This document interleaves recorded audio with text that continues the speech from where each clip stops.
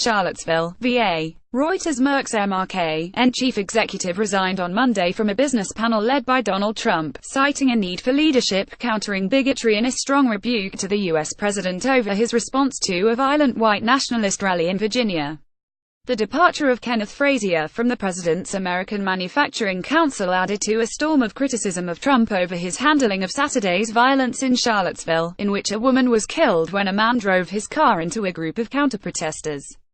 Democrats and Republicans have attacked the Republican president for waiting too long to address the violence, and for saying many sides were involved rather than explicitly condemning white supremacist marchers widely seen as sparking the melee. A 20-year-old man said to have harbored Nazi sympathies as a teenager was due in court on Monday to face charges he plowed his car into protesters opposing the white nationalists, killing Heather Heyer and injuring 19 people.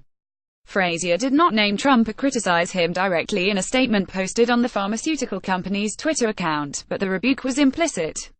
America's leaders must honor our fundamental values by clearly rejecting expressions of hatred, bigotry and group supremacy, said Frazier, who is black.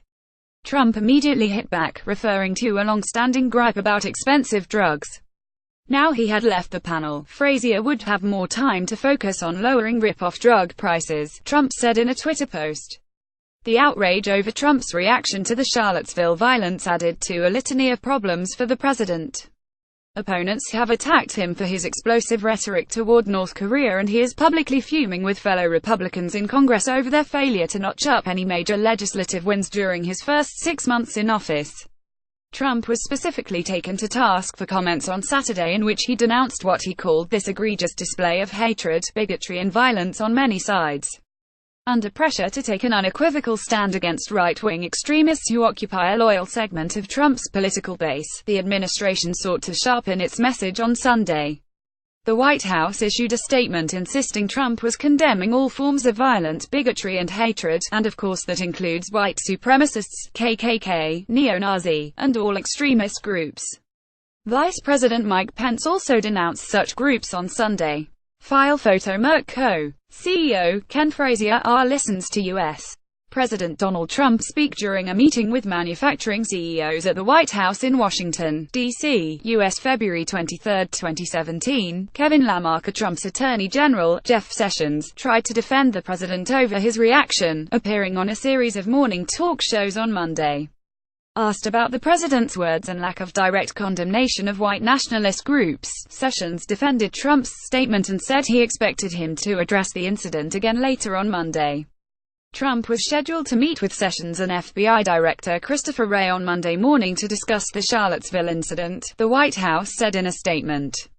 Bail hearing authorities said Heyer, 32, was killed when James Alex Fields' car slammed into a crowd of anti-racism activists confronting neo-Nazis and Ku Klux Klan KKK sympathizers, capping a day of bloody street brawls between the two sides in the Virginia college town.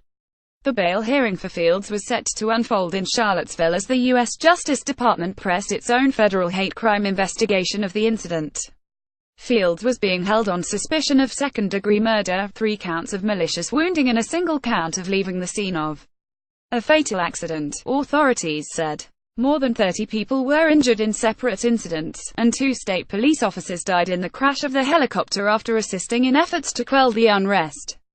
The disturbances began with white nationalists converging to protest against plans to remove a statue of Confederate General Robert E. Lee, the commander of rebel forces during the U.S. Civil War.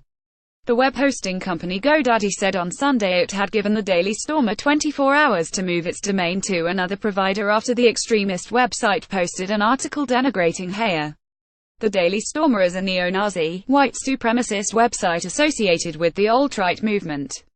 Derek Weimer, a history teacher at Fields High School in Kentucky, told Cincinnati television station WCPO-TV that he remembered Fields harboring some very radical views on race as a student and was very infatuated with the Nazis, with Adolf Hitler.